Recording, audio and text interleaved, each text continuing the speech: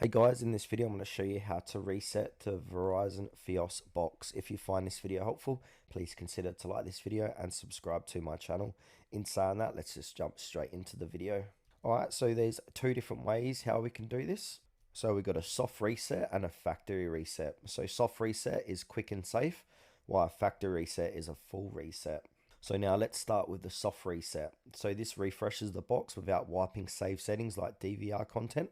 So the first method is manual method. So you want to unplug the power cord from the back of the box here, wait up to 30 seconds, then plug it back in and wait a few minutes for it to restart.